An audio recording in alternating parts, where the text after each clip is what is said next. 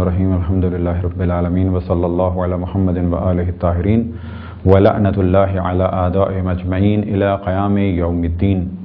وقال سبحانہ وتعالی هو الذی بعث فی الامیین رسولا منہم یتلو علیہم آیاتہ ویزکیہم ویعلمہم الکتاب والحکمہ وان کانوا من قبل لفی ضلال مبین۔ ہماری گفتگو کا موضوع نبوت کہ جو اصول دین میں سے تیسری اصل ہے۔ اب تک ہماری گفتگو انبیاء علیہ السلام کے بارے میں رہی اور زیادہ تر گفتگو تھی نبوت عامہ کے سلسلے میں۔ نبوت عامہ اور نبوت خاصہ کے بارے میں پہلے بھی آپ کی خدمت میں عرض کیا کہ نبوت عامہ سے مراد کہ انبیاء علیہ السلام سے متعلق موضوعات اور ایسے موضوعات کہ جن کا تعلق کسی خاص نبی سے نہیں بلکہ تمام انبیاء سے ہے۔ مثال کے طور پہ اللہ سبحانہ و تعالیٰ کی جانب سے ایک لطف و کرم ہے کہ وہ انبیاء علیہ السلام کو مبعوث فرمائے۔ وہ انبیاء انسانوں میں سے ہوں گے، ان انبیاء کی کیا شرائط ہیں، ان انبیاء کی کیا صفات ہیں، ان انبیاء کی تعداد کتنی ہے، کون سے نبی بڑے مقام پر فائز ہیں، یہ سارے موضوعات نبوت عامہ میں زیر بحث لائے جاتے ہیں۔ نبوت خاصہ سے مراد انبیاء علیہ السلام کے نام، کون کون سے انبیاء، کتنے انبیاء کا ذکر قرآن مجید میں ہے اور وہ انبیاء کے جن کا ذکر روایات میں ہے، کس زمانے میں تھے، کس نبی کا کون سا معجزہ ہے، کس نبی پہ کون سی کتاب نازل ہوئی۔ جب کسی خاص نبی کے بارے میں گفتگو ہو تو کہا جائے گا نبوت خاصہ۔ ہمارا یہ عقیدہ ہے کہ تمام انبیاء حضرت آدم سے لے کے حضرت خاتم سے پہلے کے تمام انبیاء کو ہمیں ماننا ہے، ان پہ جو کتابیں نازل ہوئیں ان پر ایمان رکھنا ہے، جو ان کے معجزات تھے انہیں ماننا ہے۔ اگر وہ معجزات کہ جو انبیاء علیہ السلام نے انجام دیے ان کا ذکر قرآن مجید میں ہے تو بھی انہیں ماننا ہے، اور اگر ان کا انکار کیا تو یہ انکار ہوگا قرآن مجید کی آیات کا۔ لہذا ہر وہ معجزہ جس کا ذکر قرآن مجید میں ہے اور ہر وہ کتاب کہ جو انبیاء علیہ السلام پہ نازل ہوئی اور اس کا نام قرآن مجید میں ہے، اور ہر نبی کے وہ احوال کہ جس کا ذکر قرآن مجید میں ہے، ان سب پر ہمیں یقین رکھنا ہے۔ اور اسی طریقے سے اگر ثابت ہو جائے کہ حدیث صحیح میں کسی نبی کا ذکر ہے، یا یہ کہا جائے کہ اگر ہمیں علم ہو جائے کہ رسول اللہ صلی اللہ علیہ وآلہ وسلم اور پھر ائمہ علیہ السلام نے کسی نبی کا ذکر کیا اور ان کے حالات سے آشنا کیا تو کہا جائے گا اگر یقین ہو چکا ہے، فرض یہ کہ ہم سب فرض کریں کہ جی رسول اللہ صلی اللہ علیہ وسلم کی خدمت میں اور وہ کسی نبی کا ذکر کرتے ہیں، تو کہا جائے گا اب کیونکہ ہم نے ان سے ذکر سن لیا ہے تو ہم پر لازم ہے کہ ہم ان نبی کو بھی مانیں اور ان کی جو صفات ہیں انہیں بھی مانیں، جو ان کا معجزہ ہے اسے بھی مانیں، اور جو کتاب نازل ہوئی تو اسے بھی مانیں۔ لیکن اب کیونکہ احادیث صحیح بھی ہیں اور ضعیف بھی ہیں تو کہا جائے گا وہ روایات کہ جن پر اجماع ہے یا وہ روایات جو مشہور ہیں ان پر یقین ضروری ہے انبیاء علیہ السلام کے حوالے سے۔ باقی رہی گفتگو ان افراد کی کہ جن کی نبوت کے قائل دیگر ادیان ہیں تو ان کا ماننا ہم پر ضروری نہیں۔ زیادہ سے زیادہ یہ کہا جا سکتا ہے کہ اللہ سبحانہ و تعالیٰ کا ارشاد ہے وَلَقَدْ بَعَثْنَا فِي كُلِّ أُمَّةٍ رَسُولًا وَلِكُلِّ قَوْمٍ هَادٍ، کہ ہم نے ہر قوم میں، ہر امت میں نبی مبعوث کیے، ہر قوم کے لیے ہادی ہے، تو بس ممکن ہے کہ یہ رسول ہوں لیکن ہم ان کی نبوت کا اقرار نہیں کر سکتے، ان کو نبی نہیں کہہ سکتے، فقط یہ کہہ سکتے ہیں کہ شاید ہوں، شاید نہ ہوں۔ جناب آدم سے انبیاء علیہ السلام کا سلسلہ شروع ہوا اور ہر نبی نے اپنی قوم کے سامنے معجزات ظاہر کیے تاکہ ان کا یقین محکم ہو جائے کہ یہ شخص کہ جس نے اللہ سبحانہ و تعالیٰ کی جانب سے پیغام لانے کا دعویٰ کیا ہے اس کا دعویٰ سچا ہے۔ انبیاء علیہ السلام کے معجزات، ان کے حالات اور واقعات کو مد نظر رکھتے ہوئے تھے، ان کے زمانے کو مد نظر رکھتے ہوئے تھے۔ پہلے بھی اس جانب توجہ دلائی، جناب موسیٰ کے دور میں جادو کا زور تھا، تو لہذا معجزہ ایسا آیا کہ جو اس زمانے کی سب سے اہم چیز کو یعنی جادو کو باطل کر سکے۔ جناب عیسیٰ کے دور میں طب کا زور تھا، لہذا جناب عیسیٰ کا معجزہ ایسا تھا جو طب کے قوانین کو باطل کر سکے، اور طبیب یہ کہیں کہ جو کچھ انہوں نے کیا ہے وہ طب نہیں کر سکتی، وہ اللہ کی جانب سے۔ رسول اللہ صلی اللہ علیہ وسلم کے دور میں فصاحت و بلاغت تھی، لہذا جو سب سے بڑا معجزہ ہے رسول اللہ صلی اللہ علیہ وسلم کا وہ قرآن مجید ہے، اور یہ وہ معجزہ ہے کہ جس کی آج تک کوئی مثال نہیں لا سکا۔ رسول اللہ صلی اللہ علیہ وسلم کے معجزات بہت سارے ہیں۔ بعض دفعہ لوگوں کے ذہن میں آتا ہے کہ فقط قرآن مجید ہے، ایسا نہیں ہے۔ قرآن مجید ایک ایسا معجزہ ہے کہ جو اب تک جاری ہے، اور اب تک وہ معجزہ ہے، اور اب تک وہ چیلنج کر رہا ہے، اور اب تک لوگوں کی ہدایت اس کے ذریعے سے ہو رہی ہے۔ لہذا اور کتب کو جو دیگر ادیان سے تعلق رکھنے والوں کی ہیں، چاہے وہ اس وقت کی تحریف شدہ تورات ہو یا انجیل ہو یا زبور ہو، یا بعض وہ صحیفے ہوں کہ جن کا دعویٰ کرتے ہیں عیسائی یا یہودی کہ وہ ہمارے پاس ہیں، اگر انہیں دیکھا جائے تو واضح احساس ہوتا ہے کہ یہ وہ کتابیں نہیں ہیں، اور اگر ان کے ساتھ ساتھ قرآن کو دیکھا جائے تو احساس ہوتا ہے کہ واقعاً یہ اللہ سبحانہ و تعالیٰ کا قول ہے۔ قرآن کے معجزات اور عظیم جلوے نگاہوں سے پوشیدہ نہیں۔ قرآن ایک ایسا معجزہ ہے کہ جس کے آج بھی جلوے لوگوں کو عاجز کر رہے ہیں، اور در حقیقت وہ خود ایک مجموعہ ہے معجزات کا۔ ایک جانب فصاحت و بلاغت ہے، تو دوسری جانب وہ تعلیمات ہیں جو رہتی دنیا تک کے لیے بشر کے لیے کافی ہیں۔ ایک جانب آئندہ کی خبریں ہیں، تو سب سے اہم چیز معرفت خداوند تبارک و تعالیٰ کا بہترین خزانہ ہے۔ تو پہلا معجزہ رسول اللہ صلی اللہ علیہ وسلم کا، البتہ پہلے سے مراد کہ جو سب سے بڑا اور اہم معجزہ ہے وہ ہے قرآن مجید۔ معجزے کی تعریف جو ہم نے پہلے بھی بیان کی کہ دعوی نبوت کے بعد ظاہر کیا جائے اور ساتھ ساتھ ظاہر کیا جائے، پہلے دعویٰ ہو اور پھر اس کے اثبات کے لیے معجزہ ہو۔ اس معجزے میں شرط ہے کہ یا ساتھ ہو یا کچھ ہی دیر کے بعد ہو یا کچھ ہی دنوں کے بعد کا ہو سلسلہ۔ مثال کے طور پہ دن میں کوئی کہے کہ شق القمر آپ کریں تو کہا جائے گا ابھی رات کا انتظار کرو، اور اگر کوئی اور چیز طلب کریں تو ممکن ہے کہا جائے گا کہ ابھی کچھ انتظار کرو، ظاہر کرتے ہیں۔ لیکن یہ کہ پہلے معجزہ ہو، پہلے اعلان نبوت ہو، پھر وہ کہے مجھ پہ ایمان لے آؤ، بعد میں معجزہ دکھاؤں گا، تو کہا جائے گا یہ نہیں ہو سکتا۔ پہلے اعلان نبوت، پھر معجزہ، پھر ایمان لایا جائے گا۔ لہذا مختلف معجزات رسول اللہ صلی اللہ علیہ وسلم سے صادر ہوئے کہ جن میں سب سے اہم قرآن مجید، اور قرآن مجید مختلف اعتبار سے، مختلف زاویوں سے ہر دور میں دیکھا گیا، اور ہر شخص نے گواہی دی کہ جب بھی اسے پڑھا تو ایک نئی تازگی ہے، نئے مفاہیم ہیں، ایک نیا جلوہ نظر آتا ہے، ایک نئے طریقے سے اللہ کی معرفت ہوتی ہے، اور ایک عجب سکون ملتا ہے جیسے کہ اللہ سبحانہ و تعالی ہم سے بات کر رہا ہے۔ لہذا قرآن مجید کے معجزات میں سے ایک معجزہ یا قرآن مجید کے لطائف میں سے ایک بہت ہی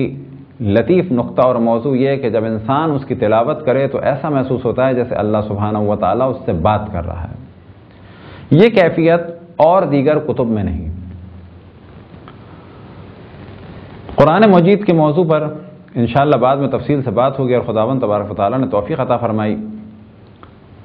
اب اس جانب توجہ رہے کہ رسول اللہ صلی اللہ علیہ وسلم کے معجزات کم نہیں، بہت سارے معجزات ہیں، اور ان معجزات کا تعلق کچھ آپ کی ولادت کے فوراً بعد کا ہے، کچھ ولادت سے کچھ دن پہلے، کچھ ولادت کے بعد، کچھ ولادت کے ساتھ، اور پھر یہ سلسلہ چلتا رہا یہاں تک کہ اعلان نبوت کے بعد۔ اب وہ معجزات کہ جو اعلان نبوت سے پہلے ہوئے، تو کیا وہ معجزات کی تعریف پر پورے اترتے ہیں؟ تو کہا جائے گا کہ معجزات کی تعریف میں سے ایک شرط یہ ہے، معجزات کی شرائط میں سے ایک شرط یہ ہے کہ پہلے دعوی نبوت ہو یا دعوی امامت ہو، اس کے اس بات کے لیے ہو۔ تو کہا جاتا ہے کہ اس قسم کے تمام واقعات کو مجازاً معجزہ کہا جا سکتا ہے، البتہ یہاں پر ان واقعات کو معجزہ کہا جا سکتا ہے۔ کیوں؟ کہ یہ تمام واقعات رسول اللہ صلی اللہ علیہ وسلم کی شخصیت کو اور ان کی عظمت کو پہچانوانے کے لیے تھے۔ گو کہ انہوں نے دعوی نبوت نہیں کیا تھا، لیکن ان کی نبوت کی راہ کو ہموار کرنے کے لیے تھے، تاکہ ایسا نہ ہو کہ اچانک لوگ کہیں کہ اس ہستی میں اتنے فضائل ہیں، ہمیں تو نہیں معلوم تھا۔ لہذا ایک جانب رسول اللہ صلی اللہ علیہ وسلم و کفار عرب اور کفار قریش صادق اور امین کہتے تھے، تو دوسری جانب یہ چیز بھی واضح ہو جائے کہ وہ رسول اللہ صلی اللہ علیہ وسلم کی بہت ساری کرامتوں کو دیکھ چکے تھے۔ لیکن جب آپ نے اعلان نبوت کیا تو کچھ ایمان لے آئے اور ایک بہت بڑی تعداد مخالف ہو گئی۔ وجہ کیا ہے؟ کہ دنیا کی رغبت اور دنیا کی محبت انسان کو حق پہ چلنے سے روکتی ہے، اور اللہ کی راہ پہ چلنے سے شیطان ان وسوسوں میں مبتلا کرتا ہے کہ انسان صراط مستقیم کو بعض دفعہ پہچان نہیں پاتا، اور بعض دفعہ ایسا بھی ہوتا ہے کہ پہچان لے تو صراط مستقیم پر چل نہیں پاتا۔ بعض دفعہ حق کو پہچاننے سے قاصر ہو جاتا ہے اپنے اعمال کی وجہ سے، اور بعض دفعہ حق کو پہچان کے انکار کر دیتا ہے فوائد دنیا کے لیے۔ تو یہی سب کچھ ہوا رسول اللہ صلی اللہ علیہ وسلم کے پہچاننے میں، کہ لوگوں نے پہچان تو لیا لیکن انکار کیا۔ یہود و نصارہ کی ایک تعداد جو مکے میں آباد تھی، ان کے آباد ہونے کی وجوہات میں سے ایک وجہ یہ بیان کی جاتی ہے کہ مکے اور مدینے میں جو یہود و نصارہ آ کے آباد ہوئے تھے، وہ آباد ہی اسی لیے ہوئے تھے کہ انہیں معلوم تھا کہ یہاں سے ایک نبی مبعوث ہوگا، لہذا وہ یہ چاہتے تھے کہ جب وہ نبی مبعوث ہو تو ہم اس کے ساتھ ہوں، لیکن وہ سمجھتے تھے شاید وہ ہم میں سے ہوگا۔ لیکن جب انہیں احساس ہوا کہ وہ نبی تو مبعوث ہو گیا لیکن وہ ہم میں سے نہیں ہے، خصوصاً عیسائی اور یہودیوں کے لیے خاص موضوع ہے۔ عیسائی اور یہودیوں میں خاص اصطلاح ہے اسحاقی اور اسماعیلی۔ ہمارے عام طور پہ اسماعیلی کہا جاتا ہے پرنس کریم آغا خان کے ماننے والوں کو، لیکن جب یہودی اور عیسائی کہتے ہیں اسماعیلی تو اس سے مراد ہوتی ہے جناب اسماعیل کی نسل سے۔ جناب ابراہیم کے دو فرزند تھے، ایک جناب اسماعیل اور ایک جناب اسحاق۔ جناب اسحاق کے فرزند تھے یعقوب، اور ان کا لقب تھا اسرائیل، اور جو ان کی اولادیں تھیں وہ سب کہلائیں بنی اسرائیل۔ ان کے درمیان ایک خاص تعصب تھا، یہ مقدس سمجھتے تھے اور بلند درجے پر فائز مانتے تھے فقط ان افراد کو جو جناب اسحاق کی اولاد نسل میں سے ہوں۔ لہذا یہ سمجھتے تھے کہ بہت سارے انبیاء تو جناب اسحاق کی نسل سے آئے، تمام انبیاء بنی اسرائیل جناب اسحاق کی نسل سے تھے۔ اب وہ یہ سمجھتے تھے کہ شاید آخری نبی بھی ہماری ہی قوم یعنی بنی اسرائیل سے ہوگا۔ اب وہ انتظار تو کر رہے تھے آخری نبی کا، لیکن انہیں بہت زیادہ اس وقت صدمہ ہوا جب معلوم ہوا کہ آخری نبی کا تعلق جناب اسحاق کی نسل سے نہیں بلکہ جناب اسماعیل کی نسل سے ہے۔ وہ اسحاقی نہیں بلکہ اسماعیلی ہیں۔ اب یہ کیفیت ہوئی کہ پہچاننے کے بعد بھی انہوں نے انکار کیا اور مقابلہ کرتے رہے، یہاں تک کہ آج تک عیسائیوں اور یہودیوں کی ایک خاص شدت ہے اسلام کے خلاف۔ اور ان دونوں میں کہا جا سکتا ہے کہ یہودی زیادہ سازش کرتے ہیں، زیادہ شدت سے ہماری مخالفت کرتے ہیں بنسبت عیسائیوں کے، اور اس کا ذکر قرآن مجید میں بھی ہے۔ انشاءاللہ کبھی ان موضوعات کو بعد میں تفصیلاً جداگانہ عرض کیا جائے گا۔ تو رسول اللہ صلی اللہ علیہ وسلم نے مختلف معجزات دکھائے اعلان نبوت کے بعد، اور بعض ان کی کرامتیں تھیں، اور در حقیقت اس کا تعلق بھی اسی عنوان سے ہے کہ رسول اللہ صلی اللہ علیہ وسلم کو پہچانا جائے۔ لہذا یہ پہچان کا سلسلہ آپ کی ولادت کے ساتھ ساتھ بلکہ اس سے بھی پہلے ہوا۔ جناب آمنہ بنت وہب صلوات اللہ وسلام علیہ فرماتی ہیں کہ جب میں حاملہ ہوئی رسول اللہ صلی اللہ علیہ وسلم میرے شکم میں تھے تو کبھی مجھے درد کا احساس نہیں ہوا، اور جب مجھے گھبراہٹ ہوئی تو میں نے دیکھا کہ ایک پرندہ آیا کہ جو در حقیقت ایک فرشتہ تھا، اور اس نے آ کے پر میرے سینے پہ پھیرا تو مجھے سکون ہو گیا۔ اسی طرح سے وہ فرماتی ہیں کہ جب ولادت ہونے والی تھی تو میں نے کیا دیکھا کہ ایک دم سے ہر جانب ایک نور پھیل گیا، ایک پردہ پڑ گیا، اور ایسا نور پھیلا کہ میں دمشق کے یعنی شام کے محلوں کو دیکھ رہی تھی، اور حتیٰ جو اس میں چراغاں تھا اس تک کو دیکھ رہی تھی۔ یہ نور کیسا تھا؟ یہ نور ایسا تھا کہ فقط روشنی نہیں بلکہ اس میں مختلف جگہ دنیا کا منظر جناب آمنہ بنت وہب سلام اللہ علیہا کی نگاہوں کے سامنے تھا۔ وہ فرماتی ہیں کہ اسی دوران مجھے بشارت ہوئی اور عاطف غیبی نے ندا دی کہ اے آمنہ، دنیا کی بہترین مخلوق، بہترین فرد تم سے متولد ہوا۔ تو بعض جگہ یہ روایتیں ہیں، اور اس کے بعد وہ فرماتی ہیں کہ نور پھیل گیا، رسول اللہ صلی اللہ علیہ وسلم نے ذکر خداوند تبارک و تعالیٰ کیا، آسمان کی جانب دیکھا۔ اسی طرح سے ایک اور روایت جناب عبد المطلب علیہ السلام سے نقل ہوئے، فرماتے ہیں کہ میں خانہ کعبہ کے پاس سو رہا تھا، میں نے ایک دم سے کیا محسوس کیا کہ خانہ کعبہ اپنی جگہ سے اٹھا اور کچھ فاصلے پر آگے بڑھا۔ میں نے دیکھا کہ وہ مقام ابراہیم کی جانب پہنچا، اور وہاں پر اللہ سبحانہ و تعالیٰ کا شکر ادا کیا، اور اس کے بعد خانہ کعبہ سے ندا بلند ہوئی کہ اے محمد کے رب اور میرے رب، تو نے مجھے بتوں اور بت پرستوں کی نجاست سے پاک اور پاکیزہ کر دیا۔ تقریباً اس مفہوم کے جملات کہے، اور اسی دوران فرماتے ہیں کہ میں نے کیا دیکھا جناب ابو طالب کے مکے کے پہاڑ اپنی جگہ سے اٹھے اور خانہ کعبہ کی جانب آئے۔ پھر میں نے ایک دم سے گھبرائے کیا دیکھا کہ ایک بادل سا آیا اور ایک نور پھیلا، اور یہ بادل جناب آمنہ بنت وہب کے گھر کی جانب گیا۔ تو میں دوڑتا ہوا وہاں گیا، میں نے آمنہ بنت وہب سے کہا کہ کیا تم نے دیکھا؟ کیا میں خواب تو نہیں دیکھ رہا ہوں؟ کیا یہ حقیقت ہے یا خواب؟ تو جناب آمنہ بنت وہب نے کہا کہ ہاں، اور خبر دی کہ ابھی ابھی ولادت ہوئی ہے ایک فرزند کی۔ اور پھر انہوں نے ارشاد فرمایا کہ جب ولادت ہونے والی تھی تو میں نے دیکھا کہ بہت ہی بلند و قامت کچھ انسان آئے ہیں، اور نور ہے ان کے ہاتھ میں، پانی کچھ برتن ہیں۔ اسی طرح سے میں نے دیکھا کچھ خواتین ہیں جن کا قد کھجور کے درخت کی طرح سے بلند ہے، اور وہ جنت کی حوریں ہیں، کچھ باتیں کر رہی ہیں کہ جو انسانی باتوں کی شبیہ ہے۔ اسی دوران مجھے بشارت دی گئی رسول اللہ صلی اللہ علیہ وسلم کی ولادت کی۔ پھر وہ فرماتی ہیں، طویل روایت ہے جس کا خلاصہ آپ کے سامنے بیان ہو رہا ہے، پھر وہ فرماتی ہیں کہ کچھ بادل آئے، ایک دم سے میں نے دیکھا پرندے آئے، نور ہر جانب پھیل گیا، میری نگاہوں کے سامنے پردے پڑ گئے۔ میں نے کیا دیکھا کہ بچے کو لے جانے کی آواز آ رہی ہے۔ ایک عاطف غیبی نے ندا دی کہ محمد کو اب آسمانوں میں اور فرشتوں اور ملائکہ اور انبیاء کی جانب لے جاؤ، اور تمام مخلوقات اس وقت محمد صلی اللہ علیہ وسلم کی زیارت سے مشرف ہوں۔ وہ پرندے آئے اور اس بچے کو لے گئے۔ اس کے بعد دوبارہ ایک ایسا پردہ ہوا، اور پھر میں نے اسی قسم کے مناظر دیکھے۔ جناب عبد المطلب علیہ السلام فرماتے ہیں کہ ساری چیزیں میری نگاہوں کے سامنے تھیں۔ پھر میں نے جناب آمنہ سے کہا کہ بچہ دوبارہ گیا، دوبارہ آیا کہ وہ بچہ مجھے دو۔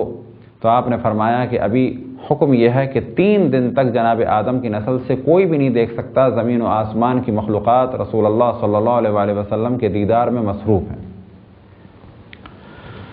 اسی طرح سے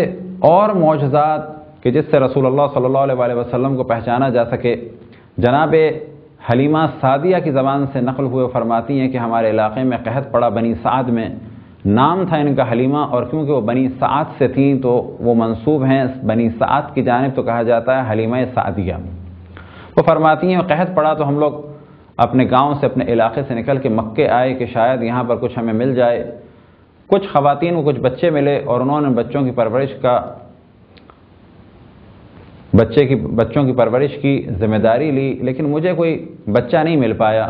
بعض خواتین کو علم ہوا تھا کہ ایک بچہ ہے، یتیم ہے، لیکن انہوں نے کہا کہ ہمیں اس بچے کے پاس جا کے فائدہ نہیں ہوگا کیونکہ وہ بچہ یتیم ہے۔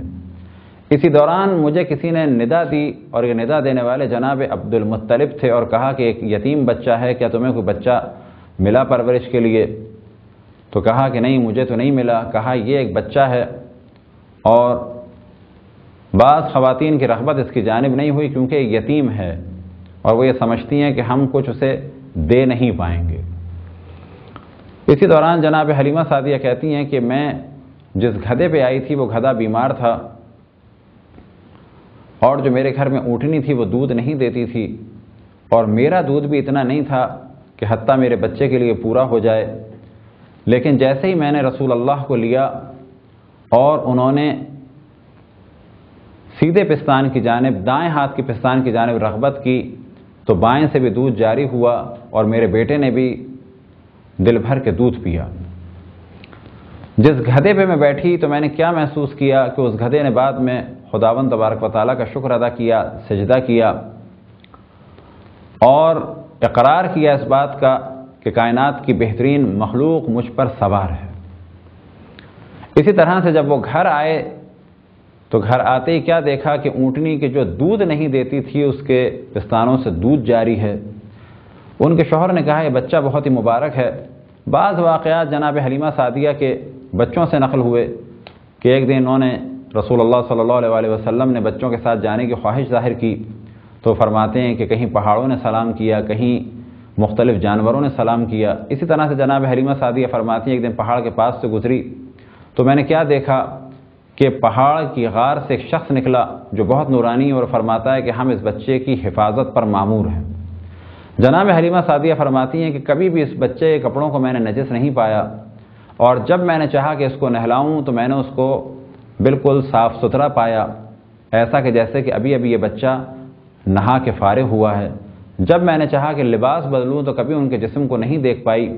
اور ہمیشہ لباس بدلا ہوا تھا، کبھی مجھے نچلا لباس بدلنے کی ضرورت نہیں ہوئی، کیونکہ ہمیشہ جب میں نے بدلنا چاہا تو اول تو کبھی اس میں کسی قسم کی نجاست نہیں، اور اگر میں نے بدلنا بھی چاہا تو پھر میں نے کیا دیکھا کچھ دیر کے بعد وہ خود بخود بدل گیا۔